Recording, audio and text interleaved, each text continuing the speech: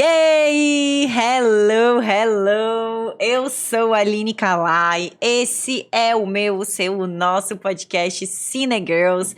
Eu tô aqui com a minha cara colega, senhora Jessie Lodge. Hello, hello, senhora Jessie Lodge. Hello, tudo bem, gente? Voltamos aqui no podcast Cine Girls pra falar com dois convidados que já nos convidaram para o podcast deles. A gente tá fazendo uma leve inversão de papéis. Leve inversão de papéis. Hoje eles serão os entrevistados, que é o Jimmy e o Fábio Ferrari. Eu vou pedir que vocês... Jogando pra plateia. Obrigada. Eu vou pedir para vocês falarem um pouquinho sobre o trabalho de vocês lá no podcast Jogando pra Plateia também, antes da gente começar a falar dos nossos filmes. Que o nosso tema de hoje... Gente, nosso tema de hoje tá um...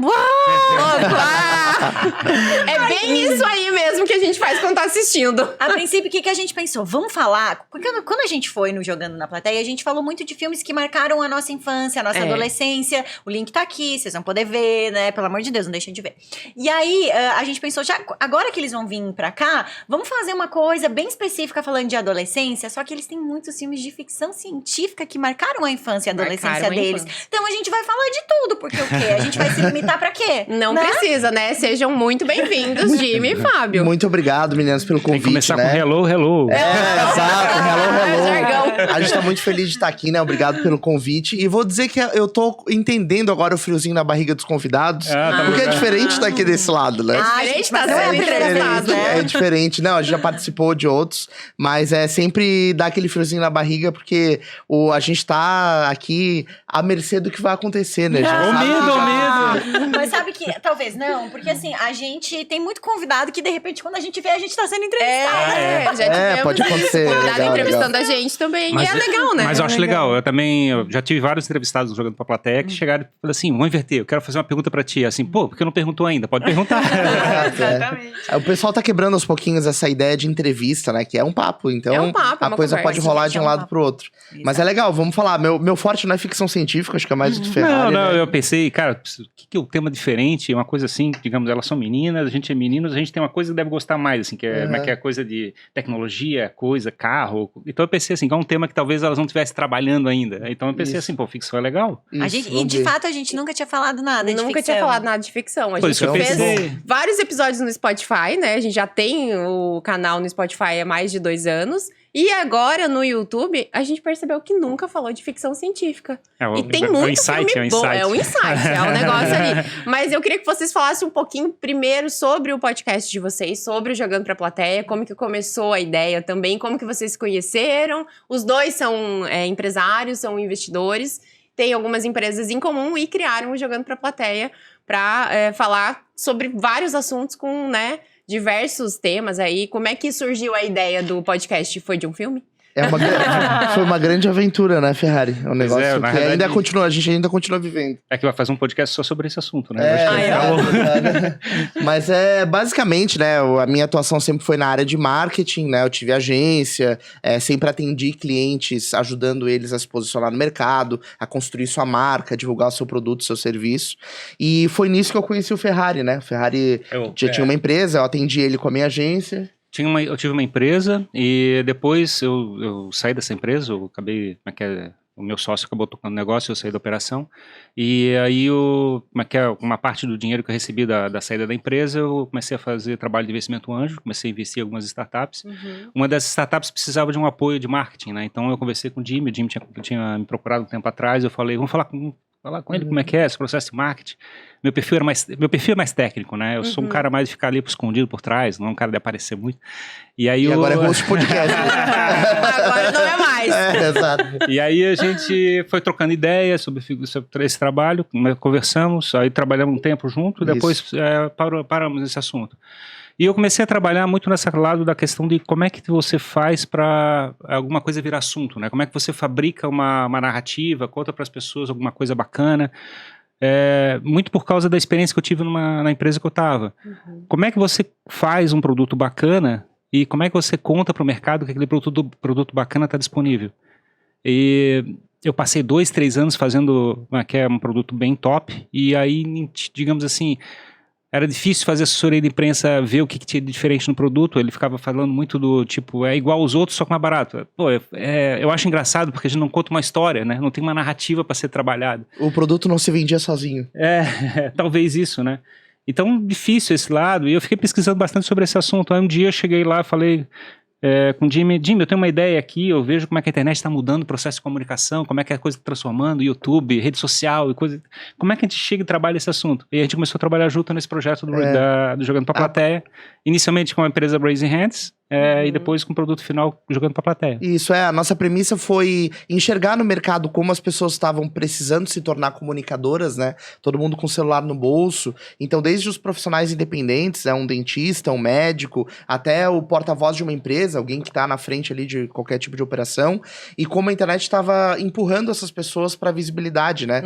Fale no Instagram, faça stories, grave pro YouTube, poste foto. Comunique, comunique, né? Comunique, exato, né? Que era uma coisa que antigamente no mercado de agência, né, era algo muito plástico, assim, muito artificial. Você focava no serviço ou no produto, as pessoas não apareciam muito, e isso era suficiente para fazer o mercado comprar. Aí postavam no Instagram, né, dia do médico, dia do dentista, mas que é hoje.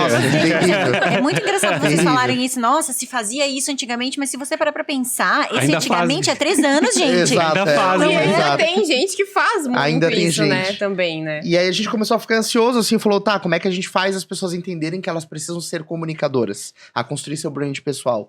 E aí foi essa a nossa premissa, né, e assim a gente começou testando alguns formatos, alguns produtos de mídia, a gente produziu alguns programas de talk show, assim, né, estilo Jô Soares, assim, a gente colocava o empreendedor pra entrevistar alguém, depois fez canal de vlog também, produzimos um monte de vlogs, e aí a gente chegou e deu de cara com o mundo dos podcasts, assim, daí foi uma virada de chave, porque o podcast foi o tipo de produto, formato, que no nosso entendimento entregava tudo que a gente precisava. A autenticidade, um conteúdo longo que podia ser desdobrado em outros infinitos conteúdos, né? Texto, corte, foto, enfim. Era justamente o que a gente estava falando disso antes aqui. E era muito produtivo, muito...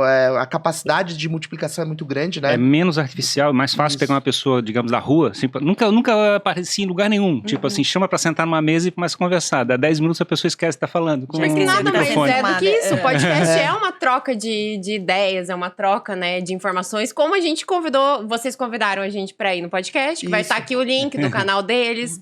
Vai estar aqui também o link da nossa participação no Jogando pra Plateia. Foi muito massa. Melhor episódio. Melhor episódio. E pra falar sobre filmes, nada melhor do que um podcast pra falar sobre uma conversa legal, né? Claro, com certeza. Parabéns aí pelo trabalho, eu gosto, tô acompanhando. Depois que eu conheci o Jogando pra Plateia, tô acompanhando mais, assim, tem umas histórias bem bacanas lá. E a gente tá tentando o tempo todo trabalhar essa questão da narrativa, né? Chegar e fazer as pessoas ficarem envolvidas com o que a gente tá falando. Um dos elementos que a gente trabalha bastante é o lado de pegar a história empreendedora. O que a pessoa tá fazendo, como é que ela tá construindo a vida dela. E isso é uma das razões de a gente ter chamado vocês naquele podcast no nosso episódio. Exato. Eu acho que tu dava um roteirista, viu? Não Pois é. Não, eu vou te dizer, sabe o que a gente estudou pra caramba? Até hoje estudo Jornada do Herói. É um negócio que a gente sempre quis colocar o empreendedor como herói, que é, na verdade, né? Mas como que a gente entende todos esses momentos que ele vive, né? E então tem muito a ver com isso, assim, né? Com cinema, tentar roteirizar a vida de um empreendedor pra isso se tornar um produto de mídia. A ideia, eu imaginei, vocês estão querendo fabricar... Estão fabricando um podcast chamado Cine Girls, e aí vocês estão fazendo uma transformação de vida das pessoas em volta de vocês com base nessa tese, certo? Nossa, isso é uma história empreendedora. Ai, gente, não é mais ficção científica, é realidade agora. Adorei. Mas é isso, a gente não tem noção do impacto que a gente causa, né? Então, é louco, porque a gente vai fazendo, e de repente tu começa a olhar e fala, cara, como isso tá impactando as pessoas, dessa maneira, né? E com certeza vocês percebem isso aqui. E nos filmes, às vezes os filmes passam pela vida das pessoas, pela minha também, e a gente aprende coisas, a gente se inspira, só que isso não fica às vezes tão claro, a gente não consegue perceber a mensagem de uma maneira tão clara. E essa discussão sobre o filme, que é uma coisa meio meta, assim, né? Falar sobre uma história, ajuda a gente a interpretar isso, né? Exatamente. Maravilhoso. A estrutura do cinema aplicada na vida real, no empreendedorismo, no marketing, que sensacional. Sensacional, eu adorei. E no final das contas, o que prende as pessoas, né, são as histórias. E a gente, mas que muitas vezes fala assim, meu produto é top, não sei o quê, ele faz isso, faz aquilo, faz aquilo. Passa o dia, no dia seguinte o cara nem lembra mais o que era isso que chama atenção. Repete pra gente aqui, o que prende as pessoas são as histórias. Exatamente. O que prende as pessoas são as histórias. Precisa falar isso pro James Cameron. Fábio Ferrari precisa falar isso pro James Cameron pra ele criar. Ah, meu Deus, não, mas aqui nem é ele? James Cameron. Eu vou falar de um diretor aqui, que já que a gente vai começar a falar da lista, de um diretor que com certeza todo mundo aqui conhece, que é o Steven Spielberg, que é um as de fazer ficção, né? Sim. É um dos diretores. E de contar histórias maravilhosas. Eu falei ali do James Cameron, porque o James Cameron é um diretor que ele investe muito em tecnologia e muito pouco em histórias. Então, pra gente... Ferrari gente pode trabalhar com ele. Não é mesmo? Pode, acho que a gente pode indicar. Vamos indicar. Já faz a ponte, a conexão. Mas o Spielberg... Tem os contatos com ele, Spielberg trabalhou com o Joseph Campbell, que é o cara que chegou e escreveu o livro falando O Herói das Mil Faces, que a gente usa a referência para fazer a jornada do herói. Então, com certeza, o Spielberg ele segue certinho a história da jornada do herói e fabrica as narrativas com base nessa tese. E é louco porque isso, na verdade, nada mais é do que uma representação da vida, né? Sim. O cara olha o herói no filme, olha ali o protagonista, e a maior parte das pessoas não olham para a própria vida e enxergam que elas têm um protagonismo na própria vida. As pessoas ficam, às vezes, passam a vida toda cegas para isso. E isso é um negócio que me incomoda, assim, porque a pessoa tem que olhar para si e dizer, cara, eu sou protagonista da minha própria vida, eu passo desafios. Eu sou o Luke Skywalker. Eu sou o Top Gun. Às vezes passam a vida toda sendo um coadjuvante. Exato, da própria vida, né? Que é um papel que só você pode assumir. É muito legal tu falar isso justamente agora quando a Jess falou de Spielberg, porque esse último filme do Spielberg, ele não diz que é autobiográfico, mas ele diz que é um filme muito pessoal. Então a gente sabe que tem muito da história dele ali. Ele fala sobre um menino, uma criança, depois adolescente, que era apaixonado por cinema. O pai dele queria que ele fizesse alguma coisa de engenharia. Queria que ele fosse pra área das exatas ali. E aí chama Os Fabelman, não sei se vocês já puderam assistir. É o filme que tá concorrendo ao Oscar de melhor filme, em várias categorias também. É um filme sensacional. Lindo demais. Mas o Spielberg ali, a história dele, ele não admite, né, que mas todo mundo sabe que é. Ele não diz que é autobiográfico, ele diz que é um filme muito pessoal. E é mais ou menos a história dele com o cinema. E é o diretor se colocando como um herói. Como herói, coisa exatamente. Legal pega esse gancho do que você falou do herói. Você é o Sim. protagonista. Então, ele foi protangonista. Nossa, o Spielberg... Se vocês assistirem o filme depois, vocês contam pra gente. Ele foi protagonista. E é engraçado que a gente vê o filme, tipo, Guerra nas Estrelas, até vê lá o Luke Skywalker, um monte de enquadramentos mostrando ele, não sei o quê, e daqui a pouco a gente começa a verificar, eu queria ser ele, assim, eu queria sentir estar ali, né? e ser essa pessoa que tá batendo cabeça, fazendo um monte de coisa errada, e experimentando as coisas. E salvando o mundo, né? Mas que isso não é isso que move ele no começo, em princípio, né? Na verdade é um movimento interno dele de chegar e descobrir as coisas, de ser um herói, de transformar as coisas em volta, mas ele não chega e diz assim, vou salvar o mundo, né? Tipo... Mas ele é um herói, digamos assim, ele é um herói clássico. Sim. O Luke Skywalker. Quem é, vamos fazer um... A gente já começou a falar sobre a lista aqui. Um herói pra ti, que não é o Luke Skywalker. Quem é um herói no cinema? Vamos deixar o convidado responder primeiro. Não sei, tem que pensar agora. Também não consigo pensar. Quem seria um herói? Não precisa ser um herói Batman, Superman, mas um herói que pra você... Tem um bacana que eu acho que é porque ele, na realidade, fica sendo um herói esquisito, que é o Forrest Gump. Porque na realidade, exato, porque ninguém poderia se identificar com ele. Isso é um cara que teoricamente é limitado, mas que nada que ele faz dá certo. No final das contas, a história é contada com toda a transformação que ele acontece. E o filme mostra bastante esse lado dele chegar e ser totalmente generoso, apesar de tudo que ele ganha, ele dá pra todo mundo, né? Tipo assim, é um troço que é meio quebra-cabeça da gente, pensando assim, né? A gente brigando na vida, reclamando que não consegue as coisas, ele tudo caindo nas costas e ele chegando lá diz assim, não me importo com isso, fica entregando, apoiando as pessoas. Aquela história muito louca, né? Dele chegar e ajudar o cara que perdeu as pernas, né? Sim. É louco pensar assim, né? E o cara virou rico, ele falou assim, não, pode ficar com o teu dinheiro, né? É louco esse processo da história, aquele negócio do camarão, pescar camarão, né? Que ele se entregou ali, né? Então, talvez é um herói que se doa pro outro. E transforma as pessoas em volta. Transforma as pessoas. Adorei. Que é um tipo de heroísmo, com toda certeza, né? Até mais do que o clássico, se você parar pra pensar. Sim, até mais do que os Pois é, porque na realidade assim, o Luke Skywalker seria o mais clássico mesmo, né? Digamos assim, ele chega e passa pelo processo de transformação e ele fica grande, no sentido que aí ele vira um Jedi, não sei o quê. Subiu na carreira. Eu não vou dizer um herói, assim, mas eu tenho uma característica que sempre me pega muito, que eu me identifico, que eu vejo, né, em muitos filmes, que é a resiliência, assim, a capacidade de se manter na direção que você estava se propondo. E isso é um negócio que sempre me pega quando eu vejo um filme que tem alguém desempenhando isso de maneira bastante consistente, assim. É uma coisa que eu olho e falo, cara, esse cara tá sem nada, tá perdendo tudo, só tomando água na cara, mas ele tá persistindo, né, e sabendo fazer daquela situação que ele tá vivendo algo pra dar um próximo passo. Então essa característica é um negócio que me fascina muito, assim, em diferentes filmes. Persistência, no caso? Tem um filme do Will Smith, não era Will Smith, quem era? Do Will Smith com o filho dele. Quando ele fala... Desculpa, gente. Quando ele falou num personagem assim, me veio a Procura da Felicidade. É isso, Procura da Felicidade. Era o Smith, não? É o vendedor de máquina. Ele tinha um filho pequeno. É o mágico. Vendia imagem pro filho, dizendo assim, ó, vou conseguir, ele batendo cabeça. Ele era um herói. Exato. Ele foi um herói da vida real. É legal isso, porque na verdade é uma representação muito próxima do que a gente vive. Mas quem são os nossos heróis da realidade, né? Esse filme acho que é baseado em fatos reais. É baseado, não, ele totalmente baseado. O roteiro foi criado a partir do... Eu esqueci o nome agora do personagem lá, da pessoa que inspirou o filme. Mas realmente, maior parte do que o filme conta no roteiro aconteceu na vida real com ele. Ele faliu, ele perdeu a casa, ele perdeu a esposa e ficou com o filho pra cuidar. E aí ele se tornou um ícone de Wall Street por essa subida, né, no caso. E ele só conseguiu isso porque, sem ele querer, ele ajudou a pessoa certa. Então foi isso que o Ferrari comentou aqui agora. A resiliência dele fez com que ele se tornasse um herói ali naquele momento. E eu digo isso porque o herói normalmente... E a generosidade, né? Sim, também. O herói, ele tem uma jornada muito solitária, assim, no fim das contas. E na vida é muito isso, quem que diz que ele é o herói? É ele que se identifica ou é a pessoa que tá próxima dele que diz que você é meu herói? Na um troço difícil, porque na verdade a gente... Talvez você descobre isso mais pro fim da jornada, né?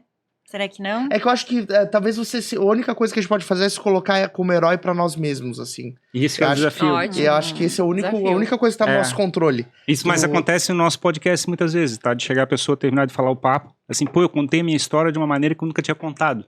Eu me senti herói da minha história. Eu achava muito louco esse processo, porque você fabrica uma narrativa a respeito da tua vida. E aí isso fabrica uma história, que você naturalmente fabrica isso de uma forma heróica. É da tua natureza. E é muito bacana esse lado, né? Muito de chegar... legal. É difícil, né? É difícil se olhar de fora, assim. Então a gente fica sempre falando assim, não consigo fazer nada, não sei fazer nada. Não, a gente consegue, né? Eu gosto muito do Bruce Willis no Duro de Matar. Eu acho que ele é um herói que transpõe muitas barreiras, assim. É um filme que eu gosto muito e pela história de vida dele no cinema, eu acho que ele cresceu muito como pessoa. Agora, recentemente, ele, né... foi diagnosticado com uma doença e ele tá afastado das filmagens.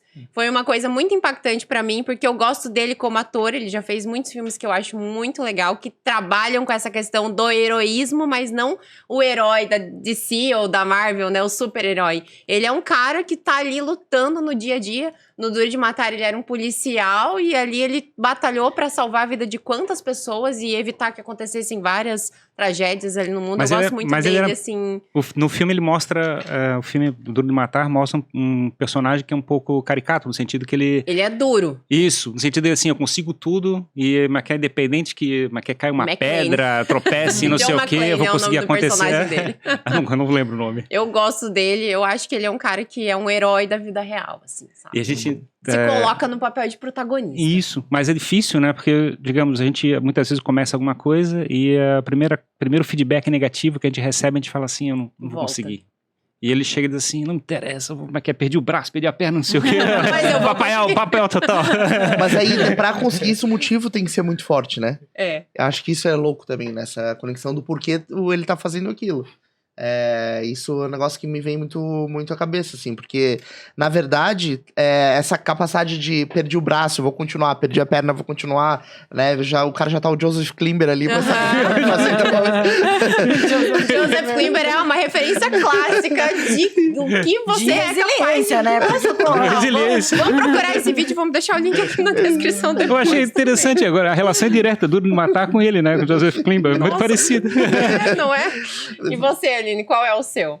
Eu não sei, aquela... Eu não sei. Perguntei, mas eu não sei. É que o que eu consigo pensar, assim, e eu sempre trago esse filme aqui, mas aí é um herói do cinema, é um herói da vida real, mas o que eu gosto mais ali é como esse herói foi contado no cinema, que é o Elvis do filme. Uhum. Eu acho que aí rola uma coisa muito de identificação pessoal, assim, porque pra mim o que movia o Elvis era a arte, o que fazia ele feliz era estar em cima de um palco, não era nem o contato com as pessoas e o que as pessoas estavam trazendo de volta pra ele, mas era como ele se sentia em cima de um palco. E todos aqueles direcionamentos que os empresários da época e o empresário, o coronel total ali, passou pra ele e ele disse, não é assim que se faz, eu vou fazer do meu jeito. E ele enfrentou muita coisa, tipo, ele subiu num palco, fez as danças proibidas, fez um monte de coisa, porque a arte dele movia ele. Então, pra mim agora eu consigo pensar, ele foi um herói. Ele foi um herói do rock. A gente não sabe, trouxe né? Aquele filme chamou atenção porque ele conta numa outra perspectiva, né? Contando a história do atrito que ele teve com o empresário, que eu achei diferente, porque eu não sabia, eu tinha uma noção. Tem muita gente que não gosta disso, que acha que o filme foi mais sobre o empresário do que sobre ele, mas eu acho que não. E pra mim, o principal do filme ali, claro, é esse negócio dos pontos de vistas ali, mas é o amor que ele tem pela arte, assim, e como a arte move ele, sabe? Isso pra mim é o que me pega ali. Mas ao mesmo tempo mostra também uma certa disfunção, assim, no sentido que ele tá favorecendo demais esse lado da arte e brigando com todo o resto do mundo, quer dizer, não achando um equilíbrio pra chegar e fazer um processo que faz sentido pra vida dele, pra família. Na verdade, a cabeça dele tava muito bagunçada, ele tinha muitas questões ali, mas ele era quem ele era quando ele subia no palco. Uhum. No caso, apesar de tudo... É legítimo, assim, acho que digamos assim, ele é idealista naquele lado... Ele se manteve ali, isso. sabe? É isso que eu quero fazer, é isso que eu amo fazer, e quando eu tô aqui, eu sou isso. E aí, depois ele saía do palco, e aí tinha todos os problemas, que obviamente ninguém quer, né? Talvez ele foi um herói na superação, então. Sim, também. Mas eu não sei... o bater de frente, sabe? Que cai no Coringa, né? Naquela visão do Coringa, né? Tipo assim, tem um lado correto nele, mas todo o resto tá fora do lugar, vamos dizer assim. O Elvis passa longe de ser um vilão, né? Óbvio, não. Assim, ele só não teve, eu acho que o equilíbrio emocional necessário pra cuidar do resto da vida dele, com todas, né? Porque ele tinha muitas coisas, a família, era o empresário, ele tinha muito, né, na cabeça dele pra lidar, assim, e ele não teve o equilíbrio necessário pra isso. Procurou em remédios, né? Porque o final da jornada do herói cai exatamente nisso, né? De você voltar para sua terra e conseguir fazer um impacto no mundo em volta dele. E eu vou dar uma primeira dica de um filme que a gente vai falar de ficção científica que pega esse gancho, que é o livro de Eli. O livro de Eli, né? Não sei como se pronuncia lá nos Estados Unidos, mas o livro de Eli conta isso. Exatamente isso que você falou ali. Como que funciona aquilo ali para você triunfar como herói. Ele triunfou como herói no filme. Vocês lembram desse filme, né? Eu não assisti. Ele tá viajando por um tempão ali e tem como se fosse uma bíblia, não sei bem o que é o livro. E ele tem a missão de levar aquele livro, aquele ensinamento por um mundo que tá acabando. Por isso que ele é uma ficção científica. É um mundo que tá destroçado. É tipo um Duna, assim. Já outro filme também que fala sobre fim de mundo e tal, ficção científica. Mas o livro de Eli, ele conta exatamente essa história da resiliência. Na minha opinião, né? Não sei vocês. Mas eu acho que o nosso assunto, ele já deu a terceira volta aqui. Já deu a terceira total volta. Aquele filme marca exatamente por causa desse lado, né? Ele começa a mostrar o lado digamos, ele tinha dificuldade de visão, né? Só que ninguém dava nada, no sentido que ele tinha problemas de visão. Ele conseguia fazer tudo. E apesar de todos esses problemas, ele tinha um propósito muito grande de carregar aquele negócio. Que era salvar o mundo, né? Salvar o mundo através da entrega de um livro que tem uma narrativa teoricamente transformadora para a sociedade. É doido se pensar sobre esse ponto de vista, né? Falando, tipo, meu propósito é tão grande que só levar esse livro vai fazer a transformação. É um filme maravilhoso. O filme vale a pena. Vale a pena quem não assistiu ainda o livro de Eli. Você assistiu, Jimmy? Não. Não assistiu. Fica de Não. A gente ficou de Glória Pires aqui. Mas eu vou falar sobre um outro filme que com certeza vocês assistiram, que também é ficção científica. Eu quero... Ai, já me atropelei aqui. É que eu fico feliz em falar sobre esses assuntos, porque assim, os meus... diretores favoritos, eles fazem ficção científica. Um deles é o Spielberg e o outro é o Christopher Nolan. E aí a gente vai entrar nos 3 filmes, nossa, que eu adoro, que é A Origem, Tenet e o outro filme, que eu esqueci o nome agora, que são sobre Interestelar. Eu assisti Interestelar pela primeira vez esse final de semana. Então, e aí a gente tá entrando na ficção científica e fala dessa...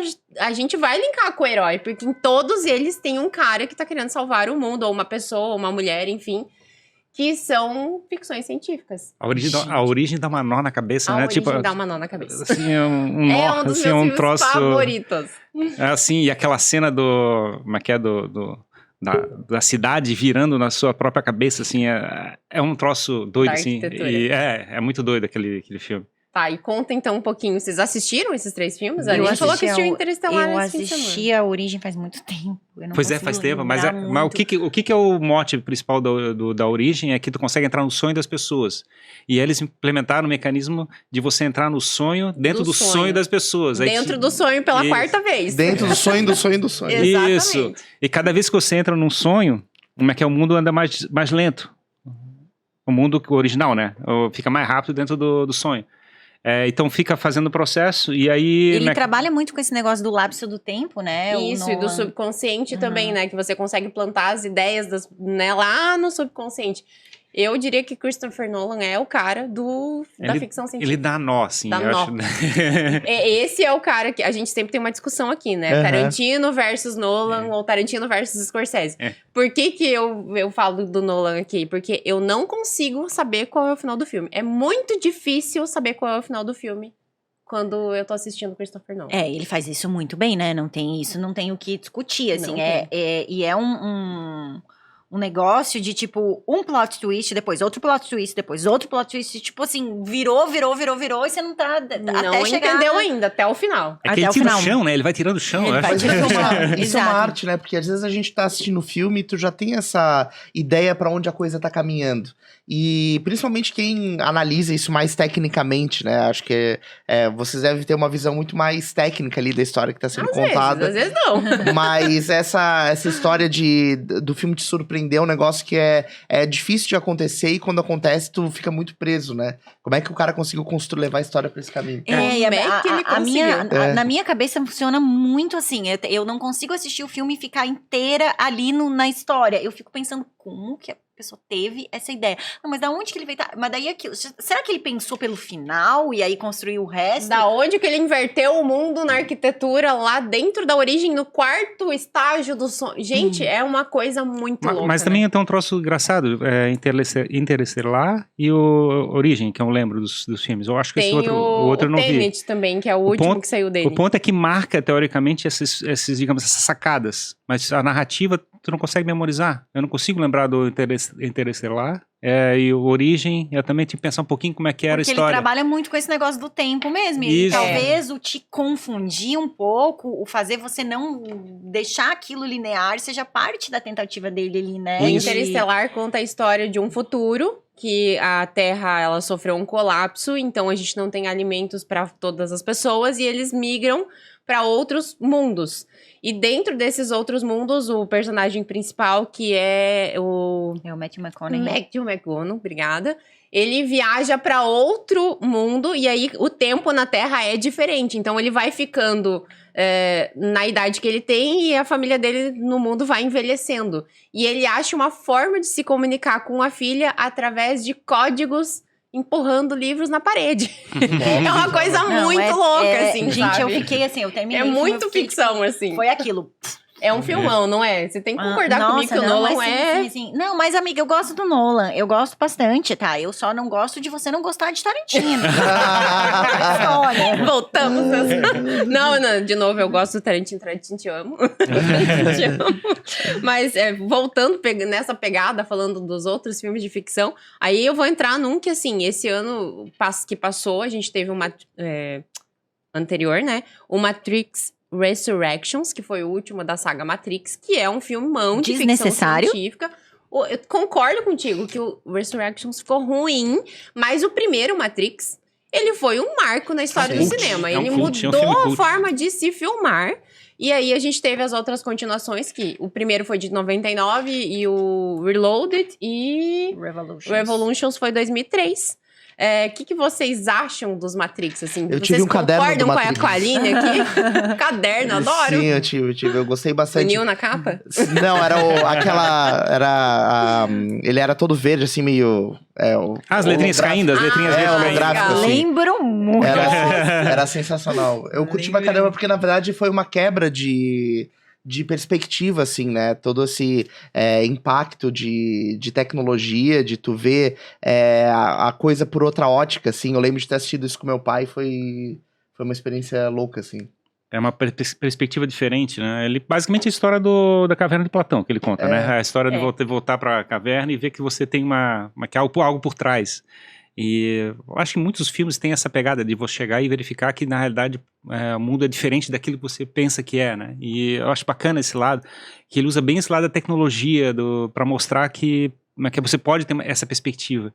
E aí a gente fala, né, às vezes assim... É um negócio que ficou até hoje, né? Viva fora da Matrix, ou Alien na Matrix. Tipo, virou uma linha de pensamento na sociedade. Assim. Aí aconteceu uma coisa diferente. Ou você vive ou não na Matrix. Tipo, ver dois carros da mesma cor, bugou a Matrix. Falha da Matrix, uma falha da Matrix, exatamente. Virou tipo um jargão, assim, das pessoas. Esse dia minha mãe falou, passou um carro e buzinou. De repente passou o mesmo carro e buzinou de novo. Bugou a Matrix. E tem uma curiosidade sobre esse filme, que a gente fala um pouco aqui sobre isso, às vezes, sobre direção de mulheres. Os 4 Matrix foram dirigidos pela mesma diretora, com a sua irmã nos 3 primeiros, que é a Lana Wachowski. E ela não dirigiu o último, que é o Resurrections, a irmã dela, que é a Lily Wachowski. Eu acho que a Lily teve algum problema lá e não pôde dirigir, por isso que eu acho que o filme não ficou tão bom. Porque, assim, precisava ter esse Resurrections, na opinião de vocês. Eu não assisti esse último, não assisti. Não. Ele era pra ser um tributo, uma celebração, mas não foi tanto. E ele ficou quase uma piada, assim, esse filme. Não tinha como fazer continuação. O primeiro filme era tão bom. Né? Não tinha como. Não tinha como. O Reloaded e o... A gente esqueceu. O Revolution, eu acho que... Eu gostei, o Evolution e o Reloaded. Agora, o Resurrection, gente, eles queimaram, assim, o filme. Na minha opinião, não gostei. Eu tenho raiva de continuação por causa disso. Eles destroem a narrativa original. E também, na verdade, eu acho que a gente tá num outro momento de vida. Então, a nossa visão sobre a história é totalmente diferente, né? Não é difícil conseguir fazer uma coisa surpreendente ou impactante ou tão envolvente quanto, porque aquilo que o primeiro foi num momento em que a gente não tinha tanto contato e tanta troca de discussão como a gente tem hoje, assim, então... Eu tô me lembrando do Blade Runner. Blade Runner também foi feito uma continuação muito tempo depois com o mesmo ator, né? Como é que é o nome dele? O Harrison Ford lá. Eu vou... Calma que eu vou consultar, que eu também me esqueci o nome dele. Eu também... Deu um branco aqui, calma aí, gente. Calma aí que a gente já vai lembrar do nome do Blade Runner. Eu sempre pensando nas pessoas que estão ouvindo a gente no Spotify nessa hora da busca. Quem tá ouvindo a gente no Spotify, esquecemos o nome do Imagine um símbolozinho de loading carregando. E a pegada que eu acho bacana é que eles conseguiram continuar a história sem destruir a história original. Tem um pouco só, talvez, da história, digamos, eu não sei quando é o ano que foi filmado o primeiro. É o Harrison Ford? É o Harrison Ford, eu imaginei que fosse. Aí o ponto é que o primeiro filme estava cheio de nuvens, você não via muito bem as cenas, mesmo porque tinha limitação tecnológica naquela época. Mas você fabricava muita imagem na cabeça com base em como é que a narrativa era contada.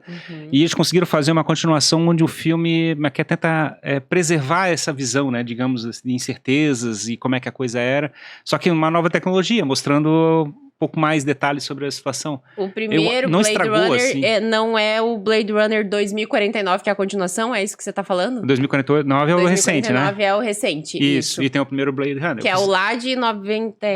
Gente deve do ser, céu. deve ser 80, Ele não? não tá. É da década de 82. 82. Vocês chegaram a ver o primeiro, não? Sim. Eu vi só o primeiro, o segundo eu não não assisti. viu? Não assisti o segundo. A gente tem um episódio também sobre filmes dos anos 80, É. maravilhoso, tá, gente? Vai estar aqui o link na descrição. Vai tá aqui o a gente link falou também. sobre Blade Runner. Mas vale a pena, o inclusive. segundo filme vale a pena. Esse- Vou assistir. Fica Eu de não vi o lição segundo. aqui, é o Blade Runner 2049. É do mesmo diretor, né?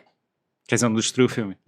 Não, eu acho que não. Esse diretor, o Denis Villeneuve, ele tem essa característica de produzir ficção científica também. Ele tem outros filmes que eu já vou puxar o gancho aqui agora, que ele produziu, que eu anotei aqui, deixa eu só encontrar. Duna, é dele também. Os dois, Blade Runner, e tem mais um filme dele que é A Chegada, que aí fala de alguma Nossa, coisa a Chegada é demais. Eu A não Chegada sabia que era do mesmo... é dele também. É maravilhoso. Nossa, e A ela Chegada é daí já demais. fala com... É aquela história que eles estão em contato com os extraterrestres, que ela decodifica ali um código que eles mandam através de várias palavrinhas. E me lembrou um pouco do Matrix. Acho que A Chegada teve uma referência ali naquele... Ah, com aquela atriz...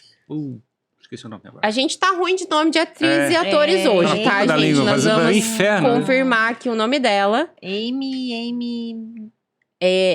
Ela é super famosa. Cadê o nome dela? Aqui, Amy Adams. Amy Adams, que é o Jeremy Renner e Forrest Whitaker. Nossa, precisamos melhorar o nosso inglês. É Whittaker. Whittaker. E esse filme é muito bom, ele é uma ficção científica do mesmo diretor também, que é do Blade Runner. E, nossa, aí entra na pegada dos ETs, né? É aquele Contatos imediatos e tal. faz aquele negócio que fica girando. Isso, é. E Mas aí... é uma... Ela tenta decifrar um código que eles Sim. estão tentando Tem se um filme comunicar que com... acho que é Sinais, o nome, Mas- que eles deixam humanos. marcas na plantação. Acho que esse também tem essa pegada. Eu acho que a sacanagem que tem desse filme é que parece que só ela entra na viagem, né? Só ela entra na viagem. E aí ela volta, todo mundo acha que ela é maluca. O que eu acho É super bem legal aquilo do da Lorido. Chegada, bem diferente dos Sinais, por exemplo, eu lembro de... É que os assistir- sinais mostra Sim. o ET.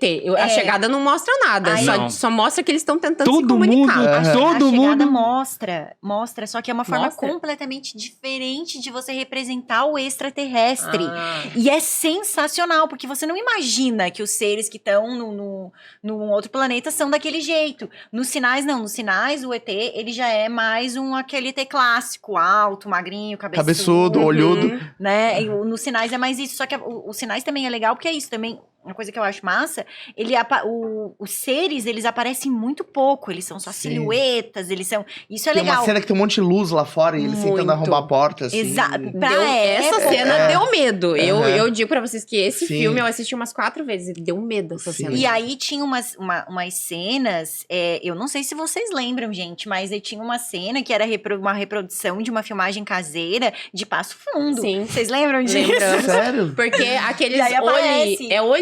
oligrófos, eu esqueci o nome daquele são as sinal lá. marcas Isso, aquelas na marcas. plantação. Aconteceram aqui no Brasil, isso foi real. E até hoje, ninguém sabe se foi Pois um é. humano que fez ou se foi um ET. Eu tenho um negócio com ficção científica, eu não assisto vários, né? Vocês estão vendo aqui que muitos do que vocês estão citando eu não assisti. Também em casa, Porque, também em casa. Vamos ficar com a lição de casa. Eu tenho um negócio que eu fico pensando, cara, um filme de ficção científica, até que ponto ele é muito viagem, assim, muito fora do que poderia ser, ou até que ponto existe um pequeno fundo de verdade. Porque tem esse papo, que às vezes tu vai ver um filme de ficção, e às vezes, não, é alguma informação que aquela equipe sabe, aquele diretor, e ele tá tentando Nossa. fazer a sociedade se acostumar com essa ideia. Não duvido. né? Ah, E gente, aí, pra gente poder assimilar.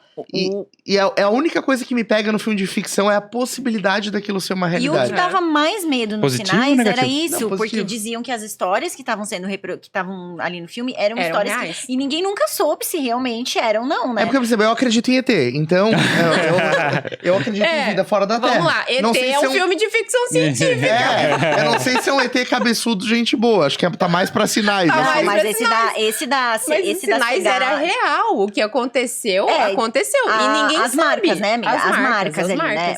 Mas tem um monte Como é que ia acontecer uma marca do dia pra noite? Pois é loucura isso. Mas tem um monte de filme de ET onde tem esse eixo de mistura com terror, né? Você traz o elemento do terror em conjunto. Então, Exatamente. os sinais né? é isso. Os sinais é isso. Eles são só sinais. Aí que tá. Aí você fica com... E aí tem várias reproduções de vídeos caseiros, né? De gente, de coisas que... Na época... No mundo inteiro, não é só eles aqui no Brasil. soltaram como se fosse a fita real. Depois a gente soube que não era a fita real. Era uma reprodução dessas fitas. E aí, de coisas que... Pessoas que realmente viram, coisas que realmente aconteceram. E aí você fica, cara, será? Será que não? Gente, eu tinha um conhecido que ele acreditava nisso, fielmente, assim. Se eu contar o nome dele, todo mundo vai saber quem é, porque ele é famoso lá em Cascavel. Ele é famoso. E ele acredita e ele disse que ele foi abduzido. Quando você conversa com ele, você acredita que ele foi abduzido. Que nem o Contato. Que nem o filme Contato. Exatamente. Assim, eu fiquei impressionada, assim, depois. Por um tempo eu não assisti ficção científica. Mas esse negócio é o medo do desconhecido, né? Que a gente mas aí o terror, é o terror que te chama atenção? Porque na realidade... O que me chama atenção é a possibilidade de que aquilo tem um ponto de realidade. É que eu não gosto de filmes que são totalmente viagem, assim. Tipo, sei lá, um carro voando. Que nem teve lá um monte de efeito especial no... Guerra nas Estrelas. De Volta pro Futuro? Mas vai ser realidade agora. Pois é. É outro filme que tá na nossa listinha aqui. De Volta para o Futuro. Tendência. Ele criou muitas tendências. Pois é. Tem um carro voando no final do Grease nos tempos da Brilhantina também. Só pra gente... Não, mas não precisa Você longe. diz que não é o que tá real aqui agora. Exato. Mas tem o filme do Velozes e Furiosos, por exemplo, né? Que os caras fazem o carro voando pra não sei aonde. Ele fala, cara, é muito viagem, assim. Aí isso me incomoda. Mas toda narrativa não tem um pouquinho de ficção, vamos dizer assim? Toda narrativa que você conta não fabrica... Como é que é? Quem conta uma história não sempre fabrica uma... Como é que tem uma expressão, né? Mas, pessoalmente, pra mim, tem que ser um pouco factível, assim. Tem que, não, realmente, eu poderia ter vivido isso. Você gosta mais de histórias reais, assim. Não exato. do que da possibilidade, mas os sinais, por exemplo, tá nessa pegada aqui, mas ele é uma coisa que pode fazer algum sentido. Eu fico me lembrando dessa história quando era contada antes da escrita, onde, digamos, as pessoas mais velhas contavam as histórias para os filhos a respeito do que aconteceu no passado, na geração anterior. As histórias heróicas, né, sempre foram fantasiosas, sempre foram exageradas.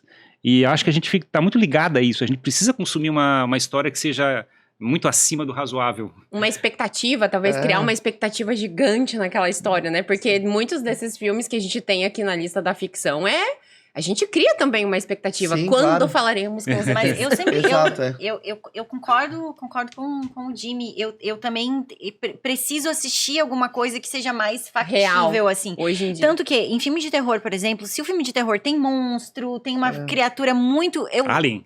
Filme Alien. Eu não fico com medo, eu não tenho medo. O espírito, legal. Agora eu tenho medo da Atividade Paranormal. Sabe? Que aí você não vê o que tá acontecendo. Gente, eu vou confessar que eu não assisti It ainda. Não assisti. Porque tu tem medo de palhaço. Não tenho medo de palhaço, mas uma pessoa que assistiu, que convive comigo, falou, não assiste que vai te dar dor de estômago. E eu não assisti. E eu tenho curiosidade pra ir lá assistir o filme. E é legal. Nossa. Eu perdi isso. Quando eu tinha, digamos, quando eu era adolescente, coisa parecida, eu ficava apavorado com o filme. Eu chegava de fechar os olhos, esconder assim, porque eu tinha medo a música chegava, né, dava aquela musiquinha de terror, já chegava e me escondia, assim. E era horrível essa sensação. Hoje em dia, de certa forma, a gente acaba fabricando uma anestesia, né, sobre esse lado. A gente não percebe isso. Eu vejo Não, mas quando tu assim, mergulha no filme, assim. dá um medinho, Não, mas é que eu acho que a gente perde um pouco essa fantasia, talvez, com o tempo do que eu gosto.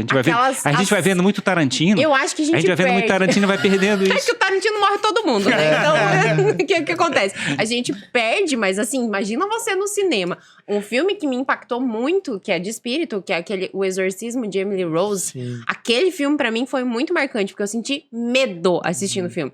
E esse é o objetivo do filme, óbvio, de transformar medo. Agora, você já imaginou, você tá num cinema todo escuro, já aconteceu alguma vez com vocês de serem surpreendidos no meio do cinema, assim, essas ações de premiere que eles fazem? Ah, tá. Não. Não, comigo não. Aquelas ações de premiere que eles fazem, assistindo o It, por exemplo, e aparece o maluco lá com o balão. Não, eu acho que o contexto do negócio não vai Gente, funcionar. mas isso não se faz? Mas já fizeram. Mas é sensacional. É um tipo de ação. Cinema esse 4D. Megan, cinema 4D. Mas matam cardíaco, gente. Mata Isso aí cardíaco, não tem já como. fizeram. Esse Megan que tá agora nos cinemas, que é um filme com a boneca lá, ela também é meio que ficção, porque ela é uma robô, né?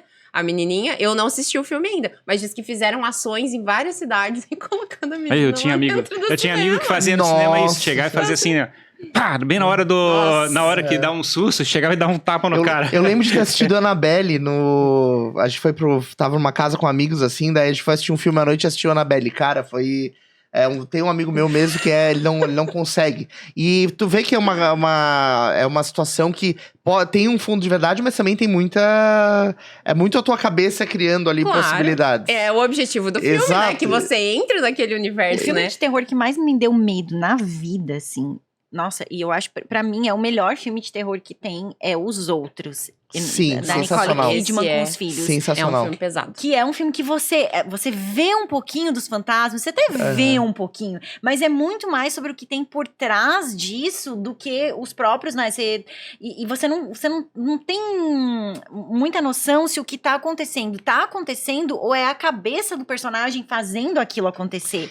Isso que é o mais doido pra mim do filme. E pra mim, se a pessoa é louca ou não, né? E pra mim, Exato. esse é um filme que eu não conseguia saber o final, assim. É um negócio que... Não tinha E a como. parada dos outros é um negócio muito... Quem são os outros? Exato. Quem são os outros? Na verdade, foi toda arrepiada. Já era volto essa de ideia novo desse filme. Eu já volto de novo falando que os outros podem ser os ETs.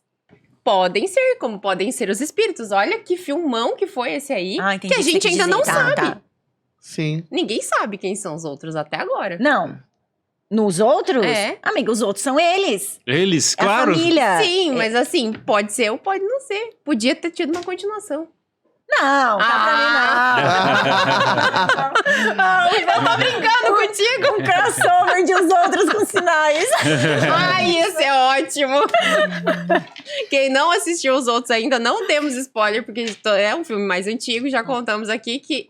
agora a gente já deu spoiler. A família são eles nos outros, né? Então, eu achei o filme muito pesado. Aquele Exterminador do Futuro também é um outro filme que marcou, né? No sentido Marcou de, também. Nossa, é aquela uma história bem heróica e trazendo aquele negócio uma pessoa que é um robô que tem uma luz vermelha nos olhos, não se chama atenção.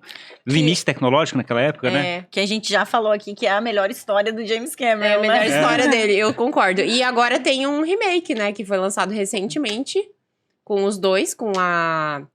Esqueci o nome da atriz, mas com o Schwarzenegger também. No elenco, eu gostei. Eu achei o filme legal, assim. É uma ficção científica também, né? Isso aí é uma continuação? Saiu uma continuação dele. Deixa eu ver o nome do filme aqui pra vocês. Mas eu gosto do Schwarzenegger. Vocês gostam do Schwarzenegger? I'll be back. E ele veio como um robô. Primeiro ele era o vilão, depois ele virou o mocinho, enfim, né? Você só acha que tá mais difícil impressionar as pessoas, assim, né? Porque tu fica imaginando que aquilo foi algo que impactou, assim, te marcou na época. Mas década Hoje de em dia é bem 80, mais difícil década de conseguir 80 e fazer 90, digamos, tinha muito mais sombras, nuvens, efeitos e coisa parecida, onde você chegava e fabricava na tua cabeça uma cena. Você não tinha exatamente como é que ia acontecer. Por isso que eu tava falando O do Blade cérebro Runner. completava. O Blade Runner é o primeiro hoje em filme dia uma que pessoa completava em a casa, história. ela faz uma animação, né? Então, assim, é uma coisa que realmente a gente tem mais acesso a tudo. Aí Fica ficou muito mais difícil de impressionar. Aí fica muito mais Cameron, né? Chega e bota tecnologia, faz o Avatar. E aí, como sustenta isso, né? E a gente esquece o filme, né? Passa uma semana e não lembra mais qual é a história. Destino Sombrio o nome. O Exterminador do Futuro, Destino Sombrio, que Destino foi Sombrio. lançado em 2019. Mas é que tu pode no YouTube, por exemplo, ver como é que foi como é que aquela cena foi produzida, tu pode ler sobre. Então essa capacidade de desmontar a ilusão, né? De saber o segredo do Mr. M. É um negócio que Mas tem muita narrativa que tu pode contar não entregando tudo. Acho que o ponto de uma narrativa bem contada é o fato de você deixar muito linhas em branco pra você chegar e completar com a sua cabeça, com a tua narrativa, com a tua história. Até pra gerar discussão, né? De diferentes visões sobre a produção. E faz pensar. Vai justamente o que aconteceu com os outros. São eles ou são os ET? Eu ainda acho que pode ter Não, vai estragar o filme. E não, tem um monte de filme que faz esse tipo de coisa, né? Termina o filme e fala assim, pô, mas não contou o que aconteceu. Tem. Que daí ele abre pra eu acho isso muito bom, né? tá? Vira Eu adoro quando assunto. você não... vira assunto. Eu adoro quando você não sabe pra onde vai. Eu adoro, eu acho muito bom. Eu também gosto dessa ideia de não sabe pra onde vai. Acabou o filme. E aí você fica, meu Deus do céu. O que aconteceu? Né? Era isso? Não era isso? Os outros esse filme, né? Os outros... Eu acho que essa capacidade de deixar uma discussão aberta é muito legal. Lacuna. Porque daí tu continua o filme, de certa maneira... Na tua cabeça. Na tua cabeça, exatamente. Mas dá um desconforto terrível, né? A gente fica aquele negócio preso na cabeça. Também. Isso, dá uma frustraçãozinha. Mas eu acho que é muito parte da intenção também do diretor isso, né? De te deixar pensando mesmo. Acho que o James Cameron, assim, ele não faz muito isso. Eu não acho que ele tem essa característica. A gente falou, James Cameron ele redondinho, ele começou ali o Exterminador do Futuro. É um filme, eu acho muito bom, tá? Eu gosto muito. É um filme hollywoodiano, mas ele tem um quê por trás ali.